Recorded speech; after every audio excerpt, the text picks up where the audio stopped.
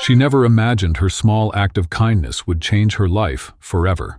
When Meng Hui paid for a shabby-looking stranger's bus fare, she was just being nice, not expecting to later discover he was Shen Yi, the notorious billionaire known throughout the business world as Boss Pai for his legendary stinginess. But the shocking truth goes far deeper than his hidden wealth. Behind his cold exterior and penny-pinching reputation lies a man haunted by guilt, desperately developing a foundation to cover scars, specifically the ones he caused years ago in an accident that left Meng Hui with both physical scars and crippling PTSD. The very woman who showed him kindness is the one he's been trying to make amends to all along.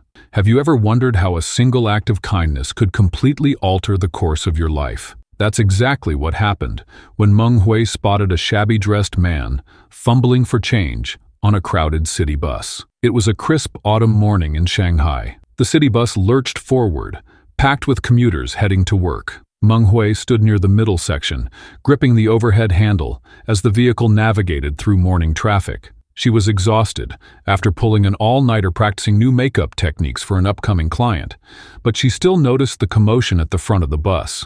A man in a worn-out gray sweater and faded jeans was arguing with the bus driver. His clothes looked like they'd seen better days, frayed at the edges and slightly too big for his thin frame. From what Meng Hui could hear over the rumble of the engine, he was trying to pay his fare with a card that wasn't working. "I need to use the card," the man insisted, his voice carrying a note of strange authority that seemed at odds with his appearance. The bus driver shook his head. "Either pay the 1.8 yuan in cash or get off at the next stop." Meng Hui watched as the man patted his pockets with increasing frustration. Something about the scene tugged at her heart. She knew all too well what it felt like to be short on cash. Just last month, she'd had to choose between buying new brushes for her makeup kit or paying her electricity bill on time. The makeup brushes had to wait. Without hesitation, Meng Hui made her way to the front of the bus. "I'll pay for him," she said, already reaching into her small purse for the coins. It was only 1.8 yuan,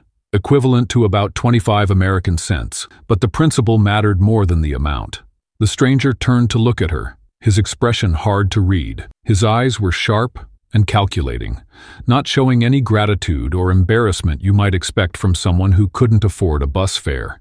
Instead, he seemed almost annoyed by her intervention. "I don't need your—" he began, but was interrupted by his phone ringing. With a quick motion that betrayed practiced efficiency, he pulled out a surprisingly expensive-looking smartphone from his pocket. "Yes, I told you the deal is still on." He spoke into the phone, his voice suddenly taking on a crisp, authoritative tone. "The 180 million transfer needs to happen by noon. I don't care about the market fluctuations." Meng Hui couldn't help but raise an eyebrow. A man talking about 180 million yuan who couldn't spare 1.8 for bus fare? Something didn't add up. But it wasn't her business, and she wasn't one to judge. People had their reasons, and sometimes appearances were deceiving. Her own carefully applied makeup concealed secrets others couldn't begin to imagine. The bus driver accepted her coins with a nod, and Meng Hui returned to her spot without waiting for thanks from the strange man. She noticed how other passengers were staring at him now, their expressions ranging from curiosity to suspicion. The juxtaposition was jarring. Threadbare clothes, a high-end phone, and business talk about millions. A few stops later, the man ended his call and made his way toward the exit. As he passed by Meng Hui, he paused briefly. Up close, she noticed odd details that further confused the picture. His worn-out sweater had a tiny designer label, partially obscured by dirt, and what she had assumed was a cheap digital watch was actually a luxury timepiece with its face turned inward. "Thanks," he muttered, the word coming out clipped and forced, as if gratitude was a foreign language he was struggling to pronounce. Their eyes met for just a moment, and Meng Hui felt a strange shiver of recognition that made no sense. She was certain she'd never seen this man before. Before she could respond, he was gone, disappearing into the stream of people exiting the bus at the busy downtown stop. Meng Hui shook off the odd feeling and checked the time on her phone. She needed to focus on getting to her client's house for the makeup session that would pay this week's rent. What Meng Hui couldn't know, as she watched the strange man vanish into the crowd, was that the universe had just orchestrated their first meeting, but far from their last. The shabby-dressed man, with millions at his disposal, and the kind-hearted makeup artist were connected by invisible threads of fate that stretched back years into their past. The man's face would soon be plastered across business magazines and digital billboards throughout the city. Shen Yi, the notorious Boss Pai of Qianshan Enterprise, was infamous for his ruthless business tactics and pathological frugality. Some called him the stingiest billionaire in China, a man who would argue over pennies while signing deals worth millions. But there was more to both Shen Yi and Meng Hui than met the eye. Behind her generous spirit and skillful makeup techniques lay a woman marked by trauma, carrying both physical and emotional scars she desperately tried to conceal from the world. And behind his cold exterior and bizarre penny-pinching habits, Shen Yi harbored a mission that went beyond money, a mission inexplicably linked to Meng Hui's hidden pain. As the bus pulled away from the stop, Meng Hui turned her attention to the day ahead. She had a client waiting, bills to pay, and dreams to chase. The encounter with the strange man was already fading from her thoughts, filed away as just another peculiar moment in the busy city. She couldn't have imagined that her small act of kindness, those few coins offered without expectation of return, had just set in motion a chain of events that would unravel secrets both she and Shen Yi had buried deep within themselves, secrets that connected them long before their paths crossed on that crowded morning bus. Those coins Meng Hui offered would seem trivial to most wealthy people, but to Shen Yi, China's stingiest CEO, every yuan was sacred. Behind closed doors at Qianshan Enterprise, employees whisper about a man who fights over pennies while commanding an empire worth millions. This contradiction seems absurd until you understand what drives this penny-pinching billionaire. In China's high-powered business world, Shen Yi has earned a nickname that follows him like a shadow, Boss Pai. The moniker comes from a mythical creature in Chinese folklore that only takes money in, but never lets it out.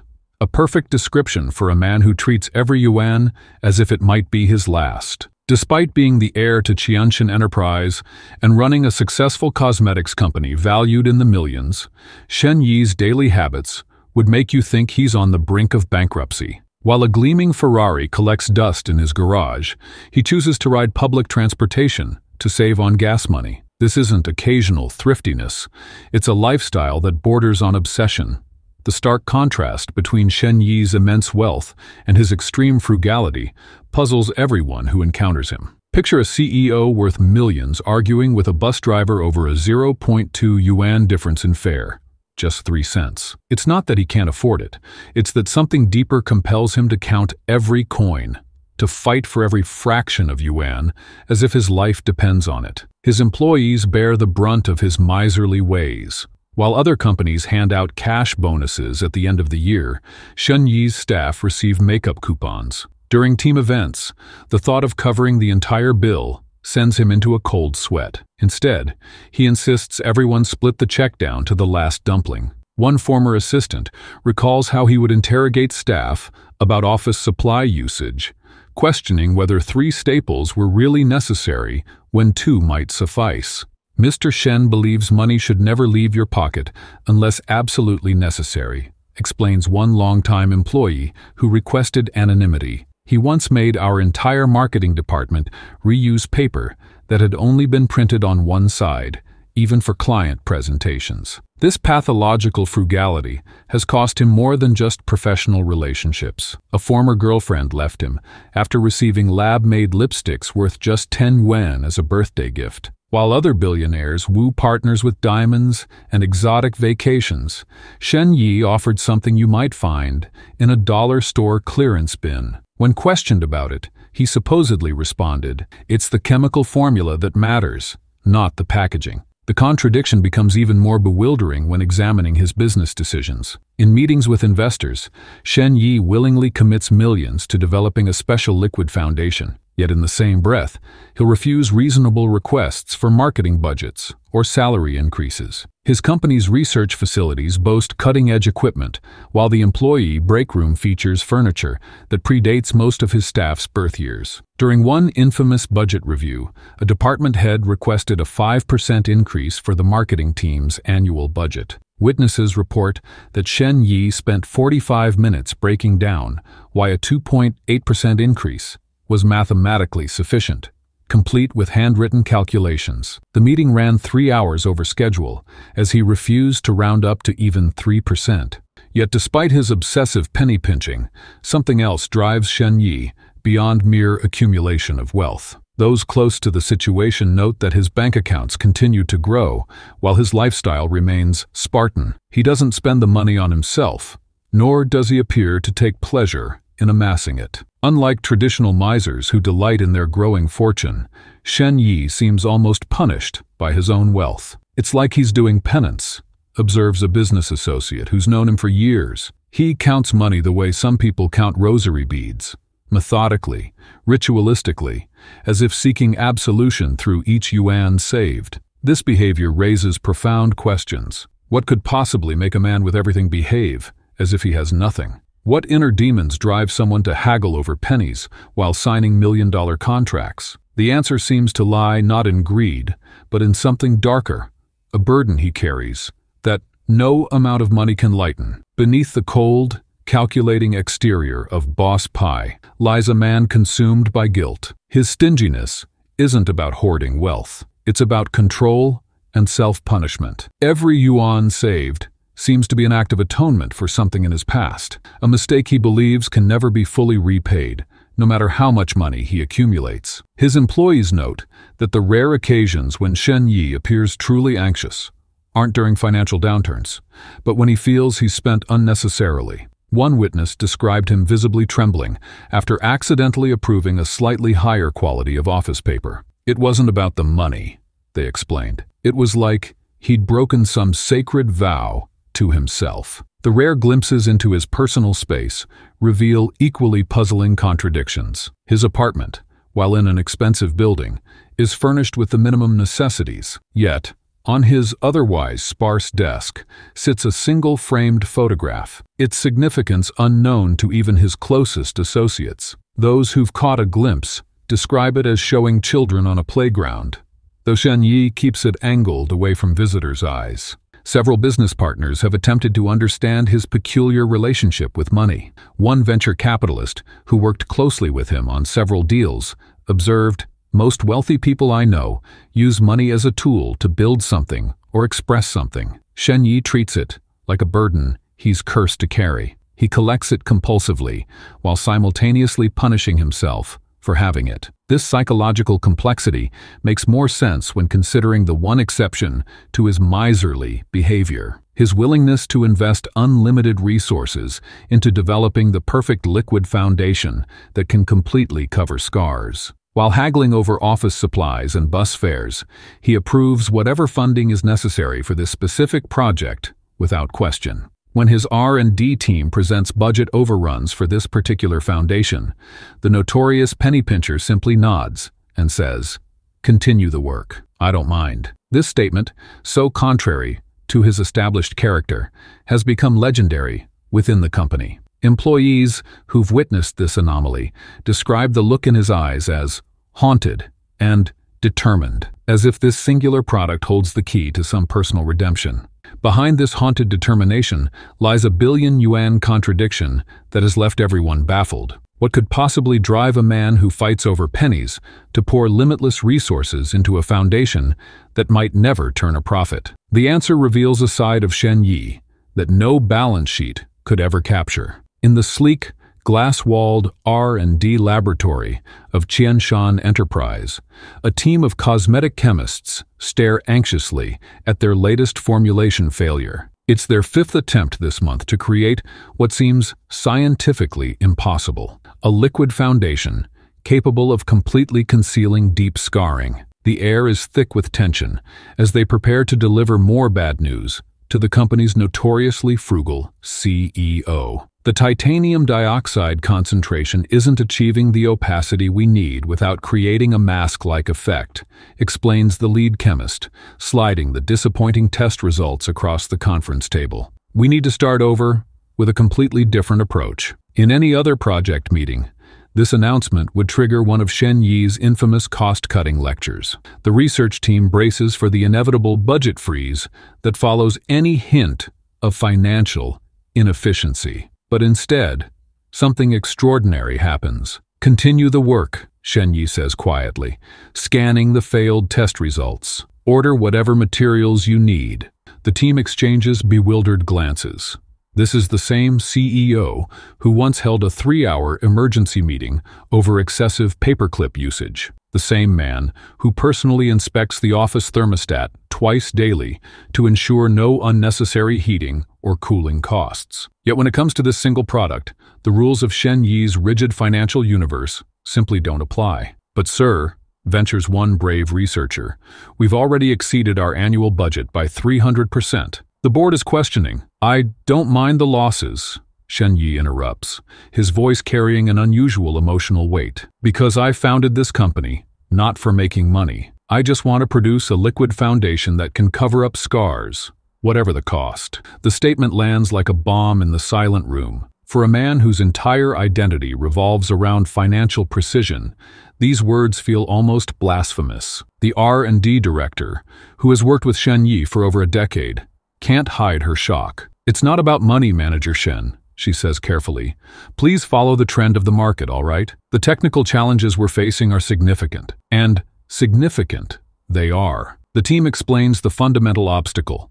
While conventional makeup can easily camouflage minor blemishes, deep scarring presents a completely different challenge. Scars alter the texture of skin, creating depressions or raised areas that catch light differently. The discoloration often penetrates deeper than standard pigments can address. Traditional foundations might reduce the visibility of scars, but complete concealment requires a formula that combines optical diffusion, texture, normalization, and color correction in perfect balance. What makes Shen Yi's obsession even more perplexing is that market research suggests limited commercial potential. The vast majority of consumers seek foundations for general coverage, with only a small percentage specifically looking for scar concealment. From a business perspective, the project is financial suicide. In the hallways of Qianshan Enterprise, this anomaly has become the subject of intense speculation. Employees who have witnessed Shen Yi approve millions in funding for this single product struggle to reconcile this behavior with the man who once reprimanded the accounting department for using too much printer toner. It's like there are two Shen Yis, whispers a marketing executive during lunch. The one who makes us justify every yuan spent on essential office supplies, and the one who signs blank checks for this impossible foundation project. Some speculate it's a tax write-off scheme. Others believe he's attempting to outmaneuver a competitor. But those closest to the project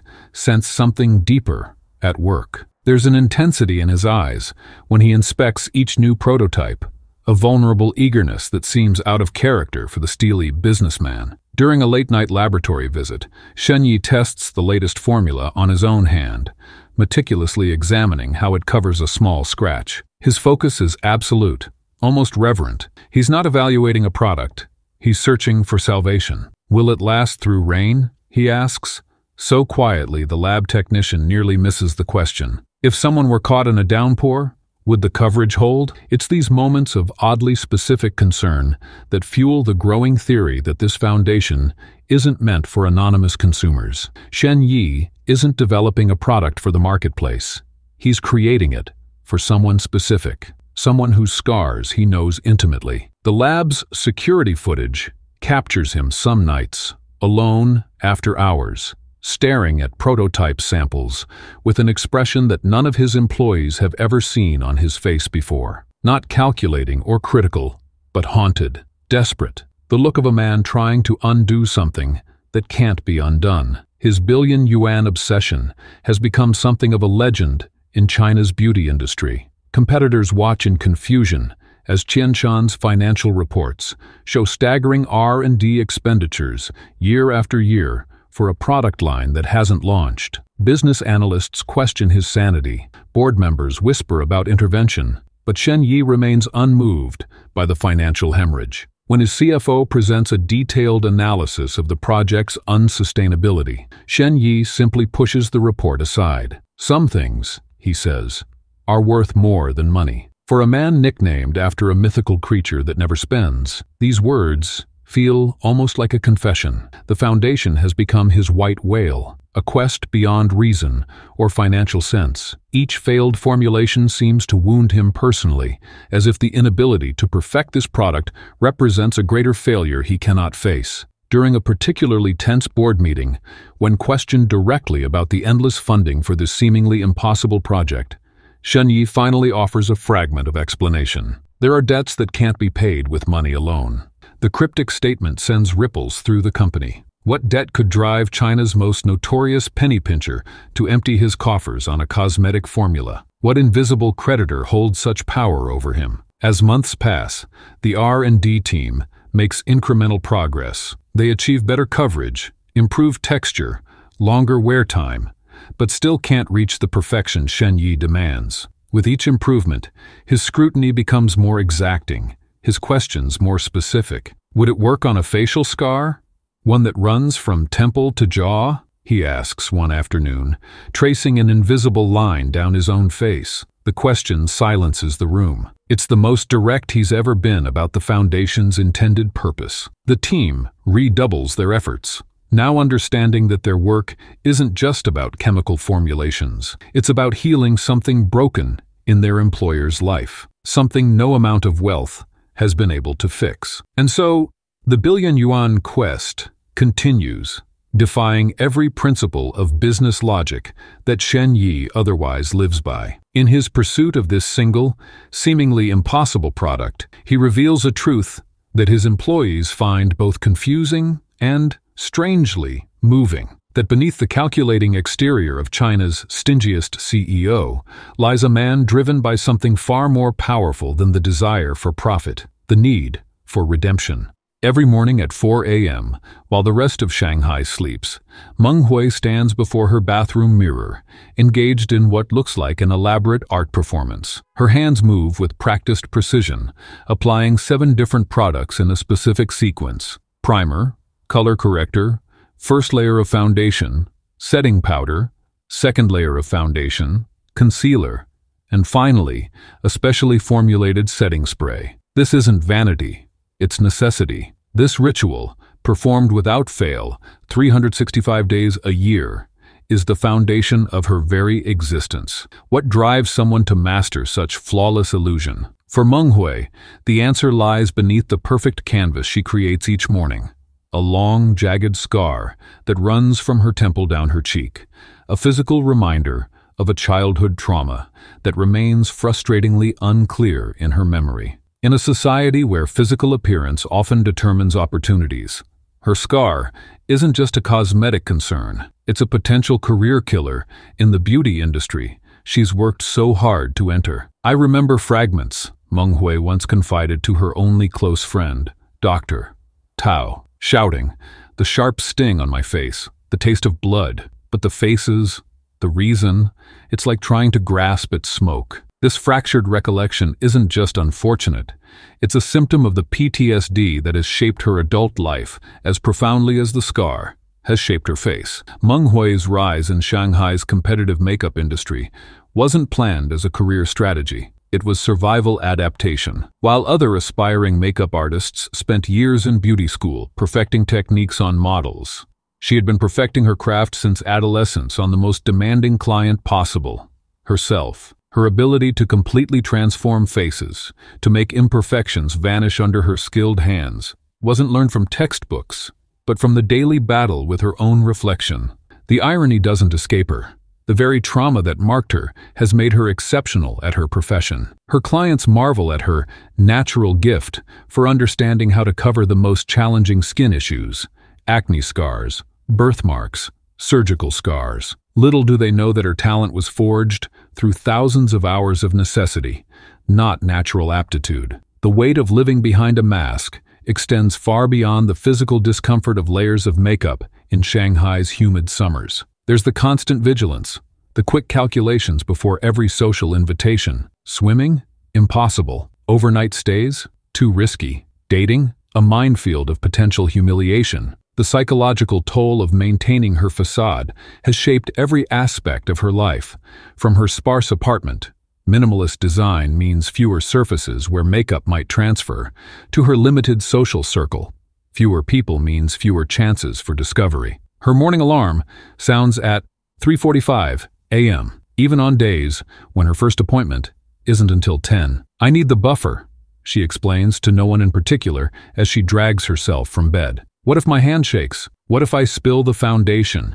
What if today is the day the technique that worked yesterday suddenly fails?" The fear of revealing her true face to the world has become a waking nightmare that dictates her every move. Beyond the physical scar and the exhausting routine it demands lies a deeper wound, the psychological trauma that manifests in ways that even Meng Hui herself can't always predict or control. Her PTSD doesn't follow the textbook patterns. Sometimes it's weeks of normal function, followed by a single trigger that sends her spiraling into confusion. The most troubling manifestation is her occasional inability to distinguish between reality and fiction. During episodes that Dr. Tao calls dissociative states, Meng Hui sometimes creates entire scenarios that never happened or acts on impulses that later make no sense to her. She's purchased items she doesn't need, sent messages she has no memory writing, and even believed herself to be in relationships that existed only in her mind.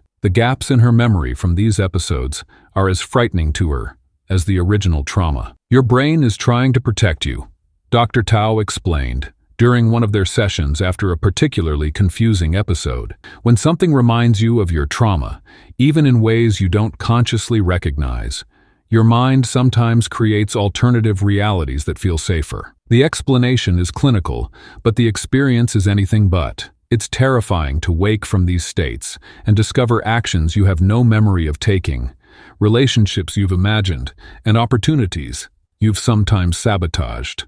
The most painful part is that Meng Hui can't fully grieve what she doesn't remember. The fragmented nature of her trauma has left her in an emotional limbo, unable to process and move beyond an event that exists in her mind as little more than sensory flashes and emotional impressions. Without clear memories, closure remains elusive. Her apartment walls are covered with makeup technique diagrams rather than photos of friends or family. Her bookshelf holds beauty textbooks instead of novels. Her refrigerator contains skin-friendly foods rather than indulgences. Every aspect of her life has been shaped by the need to maintain her secret. It's not just a scar she's hiding, it's her entire authentic self. The irony of her situation isn't lost on her. In an industry built on the premise of enhancement and transformation, she's found both purpose and prison. Each perfectly executed makeup look she creates for a client is both a professional triumph and a personal reminder of her own vulnerability. Every compliment about her flawless skin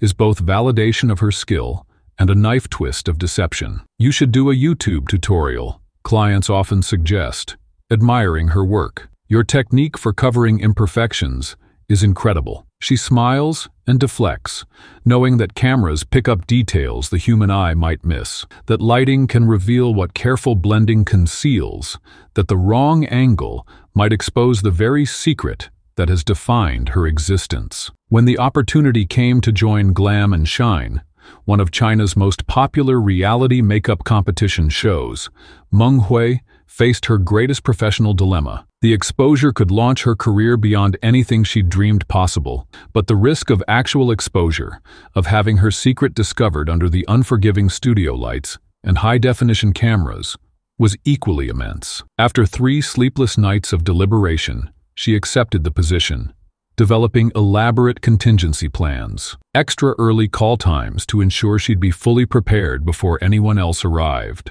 special long-wearing water-resistant products for the high-pressure environment, strategic clothing choices with high collars and scarves that could be adjusted accidentally if needed. For Meng Hui, what other contestants saw as the opportunity of a lifetime was simultaneously her greatest professional hope and her most terrifying personal nightmare.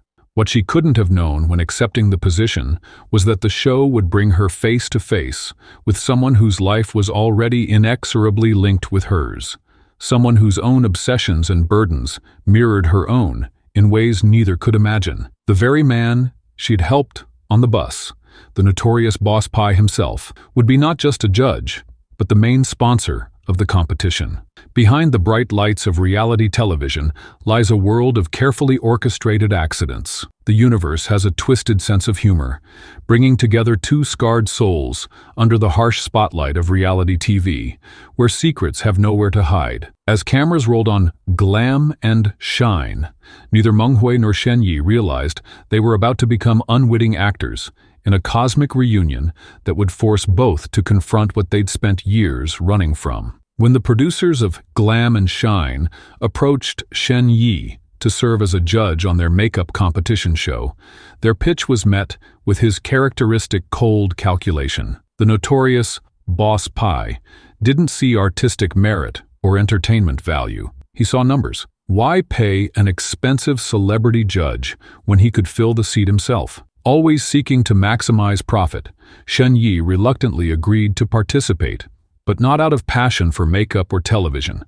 purely to save money on hiring another celebrity judge. What Shen Yi couldn't have anticipated was the thunderbolt of recognition that would strike when he arrived on set. For Meng Hui, that moment was equally electrifying. Imagine her shock when the shabby man from the bus, the one she'd helped with small change, strode onto the set not as a maintenance worker or production assistant, but as Shen Yi himself, billionaire CEO and the show's main sponsor. "Is this some kind of joke?"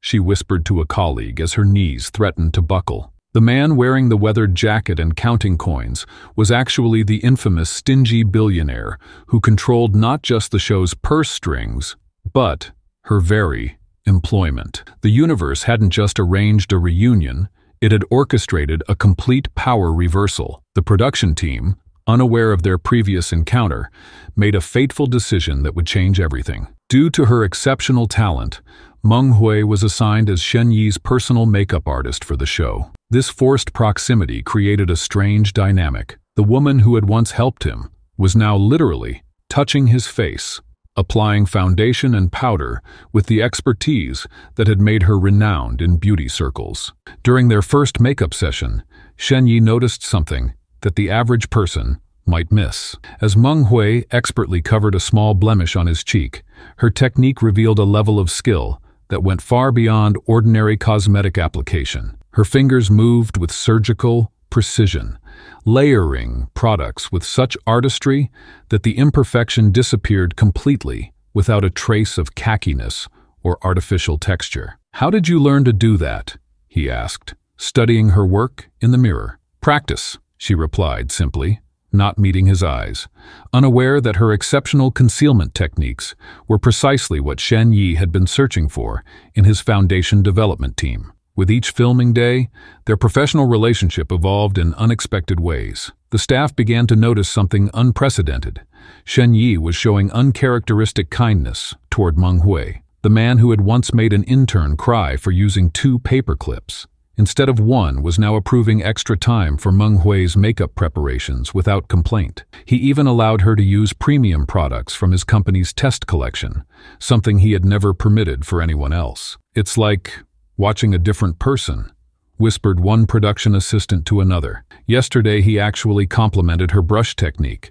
Boss Pai giving compliments? The world must be ending. What no one knew was that Shen Yi was seeing in Meng Hui's work the solution to his years-long quest. Her ability to seamlessly conceal imperfections without creating an artificial mask effect was exactly what his R&D team had failed to achieve despite millions in investment. Yet neither recognized how their professional connection mirrored a deeper, forgotten bond, that his obsession with creating the perfect scar-covering foundation and her exceptional skill at concealment both stemmed from the same childhood incident. The turning point came unexpectedly through Meng Hui's side hustle.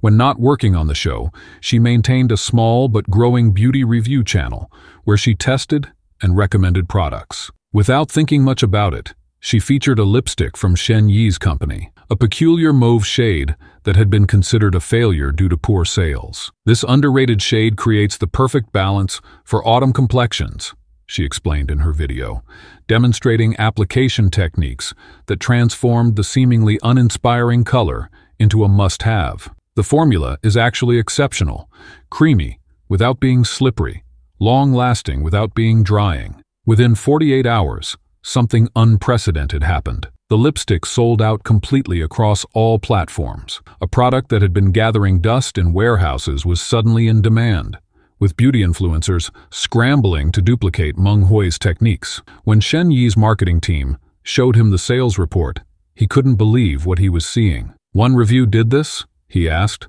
scrolling through the numbers. "From the makeup artist on our show?" This revelation changed how Shen Yi saw Meng Hui. She wasn't just technically skilled. She had influence and market insight that could transform his struggling cosmetics line. Her value extended far beyond her makeup brushes. She understood what consumers actually wanted, not just what looked good on paper. The next day on set, Shen Yi approached Meng Hui with an unusual proposition. "I'd like you to consult on our product development team," he said, his typical calculation evident in his voice. "Your insight about the mauve lipstick shows you understand the market better than my entire marketing department." For Meng Hui, this opportunity was both thrilling and terrifying. Working directly with Shen Yi's company would advance her career dramatically, but it also meant more time, in close proximity, to a man who was beginning to see past her carefully constructed professional facade. As their working relationship intensified, the walls Meng Hui had built began to show cracks. The stress of maintaining her secret while working closely with Shen Yi triggered subtle changes in her behavior. Sometimes, she would freeze mid-sentence, her eyes becoming distant, as if seeing something no one else could. Other times, she would respond to questions no one had asked, carrying on conversations with people who weren't present. The production team assumed it was simple exhaustion from the demanding filming schedule, but Shen Yi noticed patterns that suggested something deeper was at work. Her episodes seemed to intensify when certain topics arose: childhood memories, family relationships, or discussions about physical appearance and self-worth. "Are you getting enough rest?" he asked one day, after she had fallen silent for nearly 2 minutes during a product consultation. "I'm fine," she replied, snapping back to the present with practiced ease. "Just thinking about pigment distribution." But Shen Yi was beginning to see, through the perfect makeup, to the complexity beneath. For perhaps the first time in his adult life, he found himself concerned about someone else's well-being, without calculating the financial implications. It was an unfamiliar feeling that both confused and intrigued him. That unfamiliar feeling of concern was about to collide with Shen Yi's carefully constructed public image. When Meng Hui's mind betrayed her, convincing her that professional courtesy was actually romance, a single innocent video would force both of them to confront realities they'd spent years running from. It started during what seemed like an ordinary Wednesday afternoon. Meng Hui had been working tirelessly on set, her hands steady as she applied foundation to the contestants on Glam and Shine. The studio lights were harsh, the schedule grueling, and the pressure mounting. These were precisely the conditions that could trigger what Dr. Tao had warned about: episodes where Meng Hui's perception shifted dramatically without her awareness. The first sign came when a production assistant delivered a package of sample lipsticks from Shen Yi's company. They were meant for all the makeup artists to test for upcoming challenges. But in Meng Hui's fractured reality, they transformed into something else entirely, a personal gift from a secret admirer. "Did you see the way he looked at me yesterday?" she whispered to a confused colleague who had noticed her strange behavior. "He's been so attentive lately." The colleague exchanged worried glances with others nearby. Everyone knew Boss Pai wasn't attentive to anyone except his balance sheets. But in Meng Hui's altered state, every professional interaction with Shen Yi over the past weeks had been reinterpreted. The stern notes about makeup techniques became constructive advice from someone who cared. His reluctant approval of her work transformed into admiration. The professional distance he maintained with everyone morphed into the respectful space a shy man gives to someone he secretly adores. That evening, alone in her dressing room, Meng Hui took out her phone. Her eyes were bright with excitement, her movements animated as she positioned herself perfectly in frame. With the lipsticks arranged beautifully beside her, she hit record. "Hello everyone. I just wanted to share something special today," she began, her voice light and happy in a way her colleagues would have found unrecognizable. "My boyfriend Shen Yi sent me these beautiful lipsticks. Aren't they gorgeous? He's always so thoughtful, even though he tries to hide it behind that serious CEO face." She laughed, applying one of the mauve shades to her lips. "This is my favorite color. I think he remembered from when I mentioned it last week. Who would have thought the infamous Boss Pie could be so sweet? Thank you, Yi." With a delighted smile, she posted the video to her beauty channel without a second thought, completely unaware of the bomb she had just detonated. By morning, the video had spread across every major social media platform in China. Screenshots of Meng Hui calling Shen Yi her boyfriend appeared on entertainment news sites. Hashtags like Boss Pie in Love and Makeup Artist Girlfriend were trending nationwide. Business reporters scrambled to connect the dots between the notoriously cold CEO and the talented makeup artist who had somehow captured his attention. Shen Yi was in the middle of a budget review when his PR team burst into his office without knocking, something that had never happened before. "Sir, we have a situation," his communications director said, turning pale as she played the video. Shen Yi watched, his expression unreadable as Meng Hui's voice filled the room, describing intimate details of a relationship that didn't exist. When the video ended, the silence was deafening. "Get her in here," he finally said, his voice dangerously quiet. "Now." But Meng Hui couldn't be found.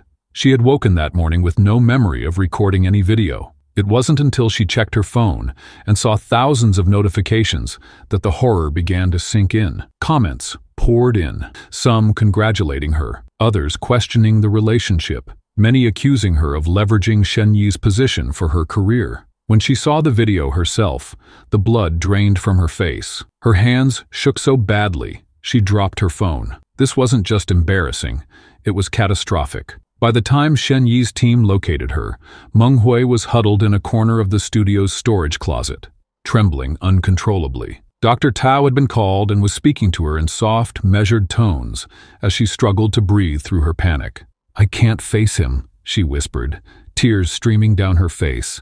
"My career is over. Everyone will know I'm broken now." Dr. Tao helped her to a private office where, to her absolute horror, Shen Yi was waiting. His face was tight with tension, his posture rigid. She expected rage, dismissal, perhaps even legal threats. Instead, he dismissed his team with a curt nod, leaving just the three of them in the room. "Dr. Tao," he said quietly, "explain to me what happened." The psychologist looked to Meng Hui, who nodded weakly, giving permission to share what she had never wanted her employer to know. Meng Hui suffers from post-traumatic stress disorder stemming from a childhood incident, Dr. Tao began carefully. During periods of extreme stress, she can experience dissociative episodes where her perception of reality becomes altered. Shen Yi's eyes narrowed slightly. "You're saying she genuinely believed what she said in that video?" "Yes," Dr. Tao confirmed. In those moments, her brain creates narratives that feel completely real to her,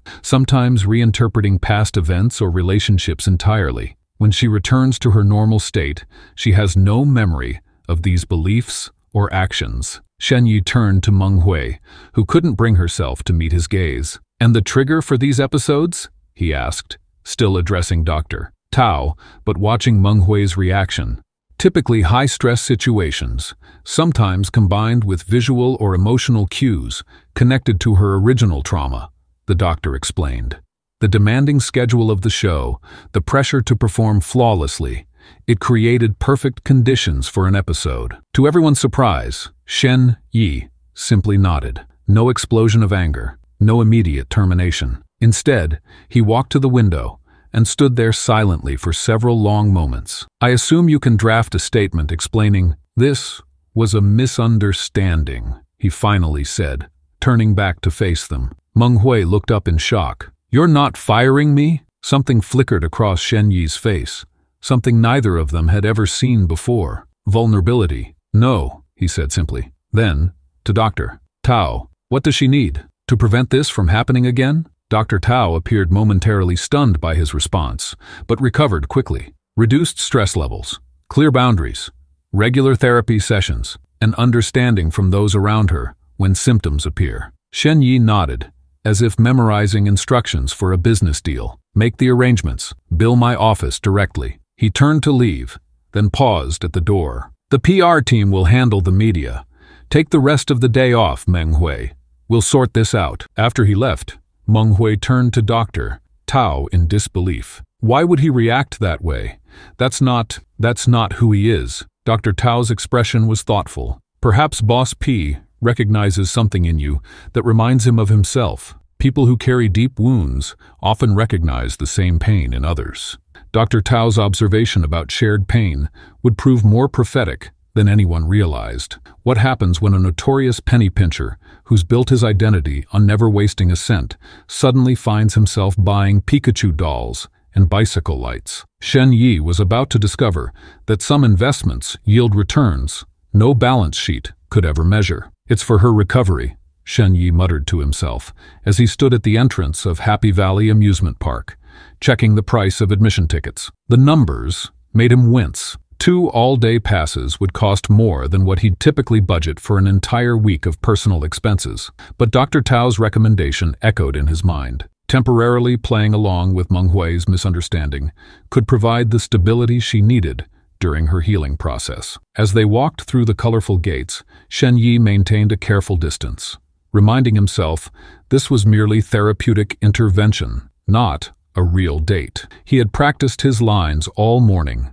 casual, friendly remarks that would support her perception without deepening the deception. Yet something unexpected happened when Meng Hui's eyes lit up at the sight of a carnival game featuring oversized Pikachu plush toys. Do you want one? The words left his mouth before his brain could calculate the cost-benefit analysis. 20 minutes and far too many yuan. Later, Shen Yi found himself clutching an enormous yellow Pikachu doll won through repeated attempts at a notoriously rigged ring toss game. The vendor had smirked, clearly recognizing the desperation of a man determined not to disappoint his companion. The old Shen Yi would have walked away after the first failed attempt, declaring such games a mathematical impossibility designed to separate fools from their money.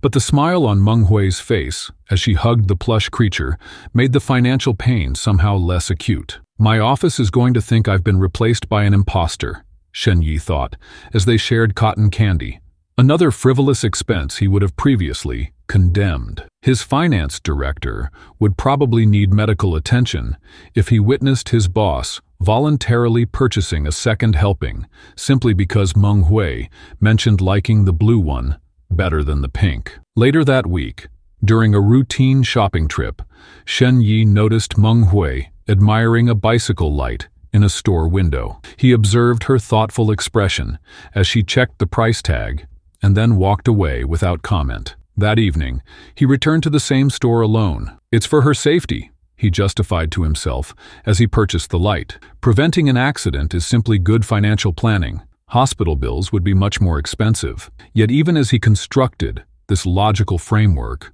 some deeper part of him recognized the rationalization for what it was. The next day, he presented the bicycle light to Meng Hui with an awkward gesture that suggested he'd never given anyone a gift before without calculating its return on investment. You cycle home after dark sometimes, he explained, avoiding her surprised gaze. This has better visibility than the standard models. At Qianshan Enterprise headquarters, whispers spread through the office like wildfire. Lin Wei from marketing nearly spilled her coffee when she spotted Shen Yi holding the elevator door open for Meng Hui instead of letting it close to save electricity. Zhou Feng from accounting dropped his calculator when he witnessed Shen Yi approving an extended lunch break so Meng Hui could finish a makeup consultation. Did you see him yesterday? One assistant whispered to another behind a cubicle wall.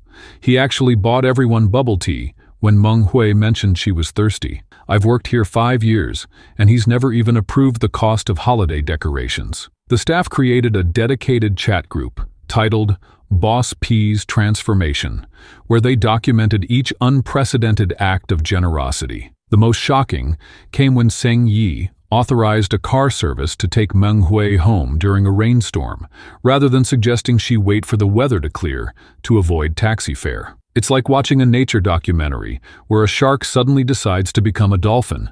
Liang from Human Resources commented, as they watched Shen Yi hold an umbrella over Meng Hui, getting his own shoulder wet in the process. For Shen Yi, each act of spending created less anxiety than the last. The stranglehold money had maintained over his emotions began to loosen, replaced by a different kind of accounting, one that measured worth in smiles rather than yuan saved. During a late-night research meeting for the Foundation project, he caught himself sketching plans for an elaborate birthday surprise for Meng Hui that would involve renting a rooftop venue for a private fireworks display. "Have you lost your mind?" he scolded himself, quickly crumpling the paper. Yet later that night, he found himself uncrumpling it, smoothing out the creases, and adding more details. The internal conflict tormented him. Each generous impulse toward Meng Hui collided with years of carefully constructed frugality. While one part of him calculated the exact cost of each expenditure,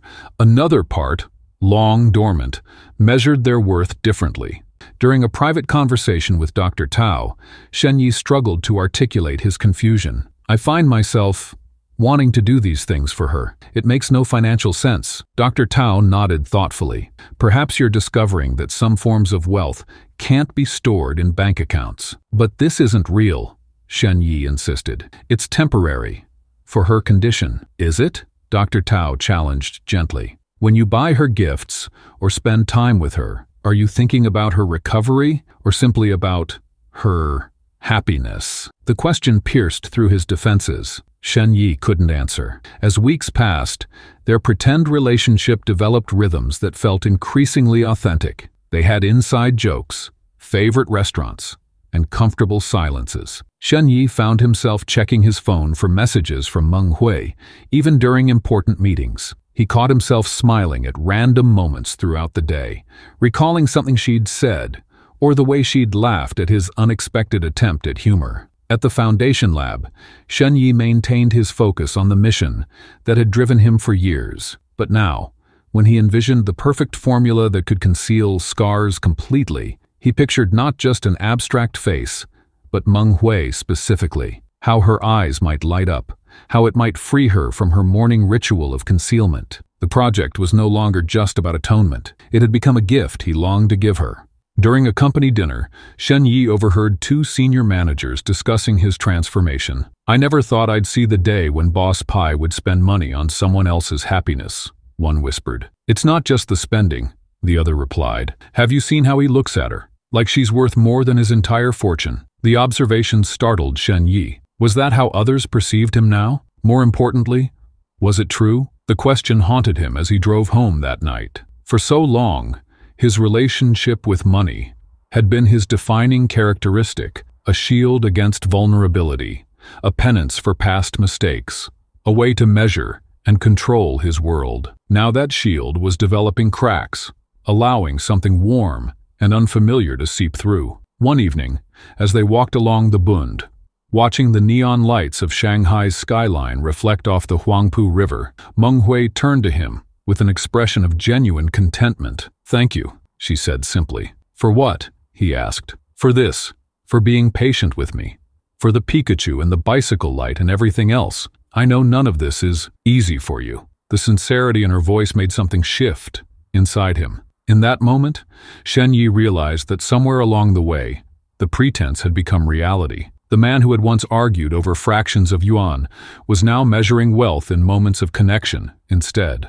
The walls between pretense and reality had finally crumbled for Shen Yi, but another barrier remained, one carefully concealed beneath layers of foundation on Meng Hui's face. Would you still find someone beautiful if the very flaw they're hiding is the reason you met them in the first place? Behind every success story lurks someone waiting to tear it down. For Meng Hui, that someone was Wei Lei, a fellow makeup artist whose jealousy festered with each genuine compliment Meng Hui received. The tension between them had been building since the first day of Glam and Shine, but no one expected it would culminate in such a devastating confrontation. It happened during preparation for the semifinals. The makeup room was empty, except for Meng Hui, who was organizing her station before the cameras started rolling. She didn't hear the door open or notice Wei Lei's reflection in the mirror until it was too late. Wei Lei stood watching, a strange smile playing across her surgically enhanced lips.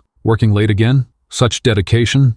Wei Lei said, her tone dripping with false sweetness. "But I wonder if everyone would be so impressed if they knew what you were hiding from her." Meng Hui's hands froze. She turned slowly, maintaining a professional smile despite the sudden hammering of her heart. "I'm not sure what you mean." Wei Lei's smile widened as she approached, circling Meng Hui like a predator. "Yesterday, I came back from my phone charger.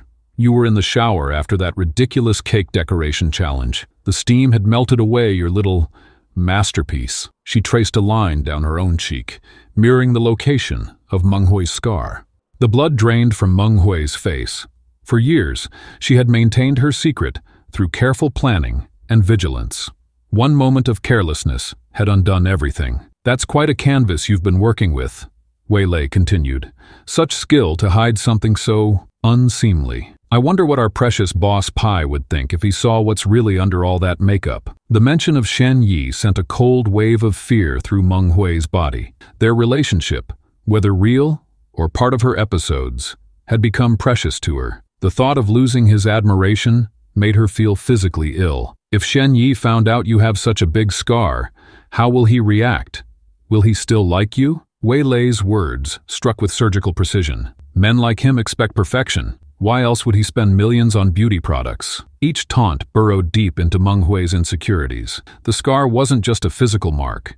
It was the visible manifestation of her trauma, the thing she had spent her entire adult life concealing. The thought of Shen Yi seeing it, perhaps recoiling from it, was unbearable. "What do you want?" Meng Hui finally asked, her voice barely audible. Wei Lei's demands were simple, yet devastating. Meng Hui would sabotage her own work in the next competition, making Wei Lei look superior by comparison. If she refused, Wei Lei would accidentally spill water on Meng Hui's face during the live broadcast, revealing her secret to millions of viewers, including Shen Yi. Alone in her apartment that night, Meng Hui stared at her reflection, the scar fully visible without its usual camouflage. The cruel irony wasn't lost on her. Her extraordinary talent for concealment, the very skill that had brought her recognition and success, was rooted in this imperfection. And now, the same scar threatened to take everything away. What hurt most was the thought of Shen Yi's reaction.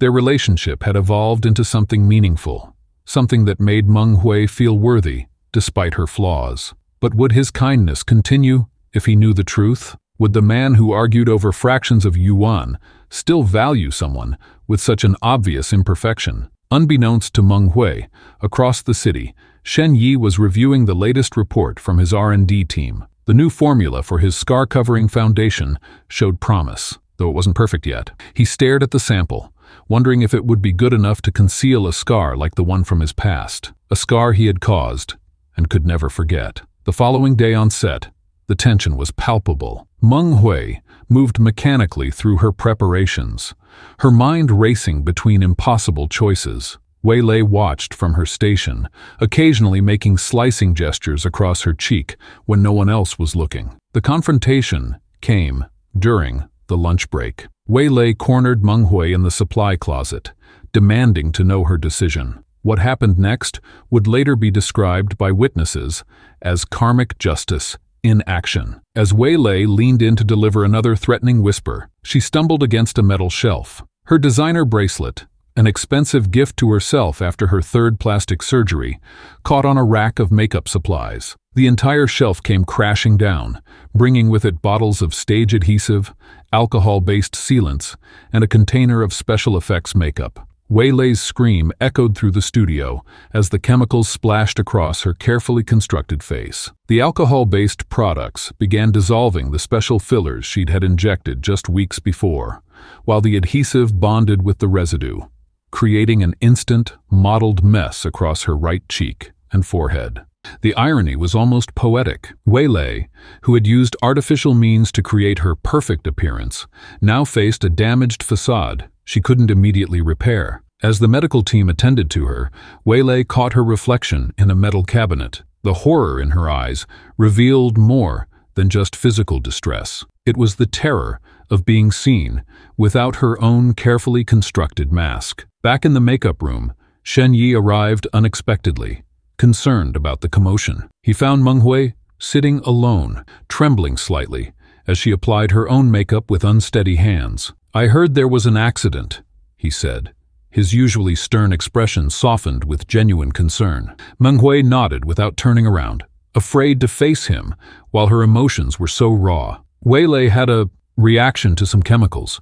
She'll be okay, but she'll need specialist care." Shen Yi stepped closer, noticing the unusual behavior. "You're shaking. Did something happen between you two?" A tear escaped, despite Meng Hui's best efforts, tracking through her partially applied foundation. She tried to wipe it away quickly, but in doing so, removed more of her carefully applied concealer. Shen Yi's sharp intake of breath told her what had happened before she even looked in the mirror. A portion of her scar was visible, not the entire thing, but enough. Their eyes met in the reflection, and Meng Hui saw something she never expected: recognition. The color drained from Shen Yi's face as he stared at the partially revealed scar. It wasn't disgust or rejection in his eyes. It was shock, followed by what could only be described as haunted recognition. "It's you," he whispered, his voice uncharacteristically emotional. "From the playground, the summer before 5th grade." Hui's confusion was genuine. Her memories of the accident had always been fragmented, more emotion than clear images. But something about Shen Yi's words triggered a flash of memory. Children shouting, a sharp pain, and a boy's terrified face. "How could you know about that?" she asked, her voice barely audible. Shen Yi seemed unable to speak, his usual composure completely shattered. He reached out as if to touch the scar, but stopped himself, his hand trembling in midair. "I was there," he finally said. "I was Zheng Jue back then. I'm the reason you have that scar." The revelation hung between them like a physical presence.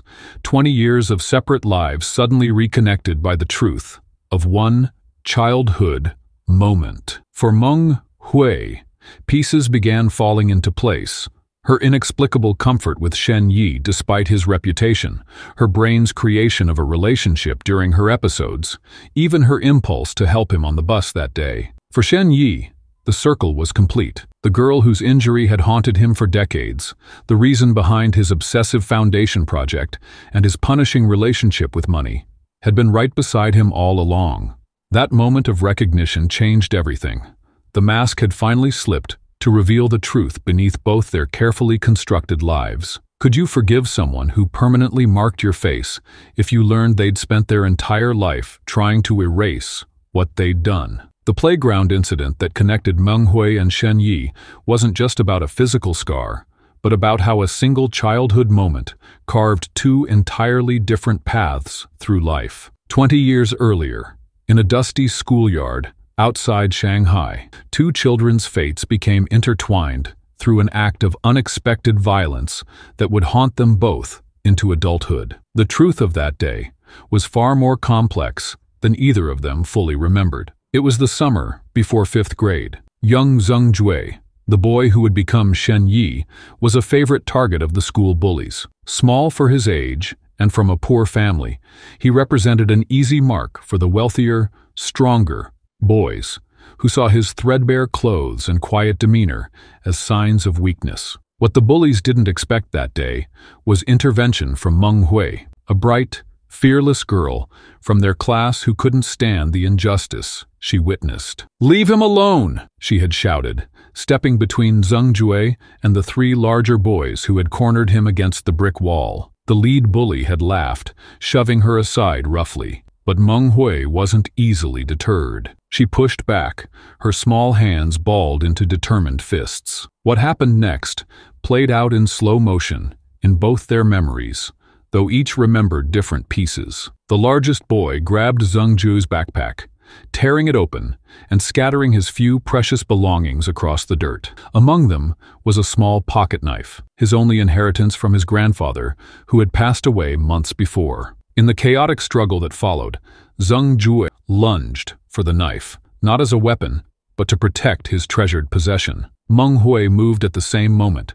trying to block one of the bullies from striking Zheng Jue. The collision sent them both tumbling. The knife, clutched in Zheng Jue's hand, drew a cruel line across Meng Hui's face as they fell. The scream that followed silenced the entire playground. Blood streamed down Meng Hui's cheek, dripping onto her white school uniform in crimson splatters. The bullies scattered instantly, leaving Zheng Jue alone with the wounded girl, his hands trembling as he tried desperately to stop the bleeding with his own shirt. "I'm sorry," he had repeated over and over, tears streaming down his face. "I'm so sorry." The teachers came running. An ambulance was called. Meng Hui was rushed to the hospital while Zheng Jue sat alone in the principal's office, his grandfather's knife confiscated, his future hanging by a thread as uncertain as Meng Hui's recovery. The medical bills for Meng Hui's treatment were staggering. Her parents, hard-working but of modest means, struggled to afford the specialized care needed to minimize the scarring. Young Zheng Jue visited her home once, standing in their doorway with all the money he had saved, a pathetic amount that wouldn't cover even a fraction of a single treatment. Meng Hui's mother had been kind but firm. "It was an accident," she told him. "But accidents have consequences. Remember this feeling, boy. Remember what happens when you're not careful with what you hold in your hands." Those words burrowed deep into Zheng Jue's consciousness. After that day, he never returned to that school. His family moved to another district, where he became withdrawn, obsessively careful, and developed a strange relationship with money. Every yuan he earned from odd jobs after school went into a jar labeled "for her," a futile attempt to someday repay a debt he believed could never truly be settled. Meanwhile, Meng Hui underwent multiple painful procedures. The doctors did their best, but the scar remained, a permanent reminder etched into her face. More damaging than the physical mark was the psychological trauma. Her brain began to protect her by blurring details of the incident, creating gaps in her memory that her mind would later fill with fabricated scenarios during moments of stress. For Meng Hui, makeup became both shield and weapon against a world that judged her by her appearance. For Zheng Jue, who eventually renamed himself Shen Yi as he built his cosmetics empire, money became the means to an impossible redemption. "I needed to create something that could hide what I'd done," Shen Yi confessed. In the present day, his voice barely above a whisper as he finally revealed his truth to Meng Hui. "The foundation wasn't about profit. It was about you. It was always about you." The revelation landed between them like a physical weight. Meng Hui's fingers instinctively traced the line of her scar, hidden beneath layers of expertly applied makeup. "You became Shen Yi because of me?" she asked, connecting the final pieces of a puzzle that had shaped both their lives without their conscious awareness. He nodded, his usual composure cracking. "I promised myself I would make enough money to pay for the best doctors, the best treatments. But as the years passed, I realized no amount of money could undo what happened. So I poured everything into creating something that could at least hide the mark I left on you. Every business decision, every penny pinched, every million hoarded, all of it circled back to that moment on the playground when a knife meant for whittling became the instrument that altered two destinies. His pathological stinginess wasn't greed, but penance, saving every possible yuan as though it might someday be enough to erase his debt to her. "I never knew your name changed," Meng Hui said softly. "I looked for Zheng Jue for years afterward, not out of anger, but because you were the only one who ever stood up for me before that day, the only one who tried to help after." The irony wasn't lost on either of them. His guilt had driven him to create an empire dedicated to concealing flaws, while her trauma had transformed her into an artist specializing in hiding imperfections. Their entire adult lives had been built around covering up the truth rather than healing it. "All this time," Shen Yi said, gesturing to the R&D lab visible through the window of his office, where scientists still worked tirelessly on the perfect scar-covering formula, I've been trying to erase something that made you who you are. Something that, in a strange way, made me who I am, too. For Meng Hui, the revelation brought a strange sense of relief. The fragments of memory that had tormented her for years finally arranged themselves into a coherent story. The random episodes of dissociation and confabulation suddenly made sense as her brain's attempt to process a trauma too complex for a child to understand. We've both been hiding, she realized aloud. You behind your money and me behind my makeup. We've spent 20 years running from a single moment neither of us could control. Their eyes met in understanding. The foundation Shen Yi had invested millions developing wasn't just a product. It was a metaphor for their shared history, something designed to cover the past rather than heal it. What happens now? Meng Hui asked, the question hanging between them like a delicate thread connecting past to present.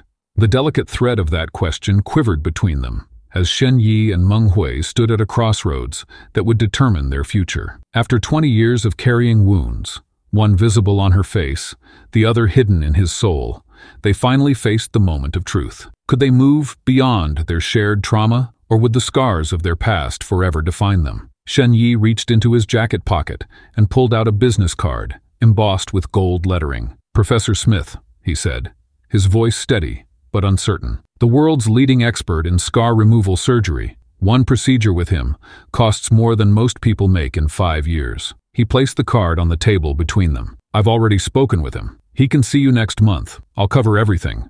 The surgery, recovery, whatever you need. The silence that followed was heavy with unspoken emotions. This was Shen Yi's familiar solution, throwing money at problems until they disappeared. For 20 years, he had dreamed of this moment.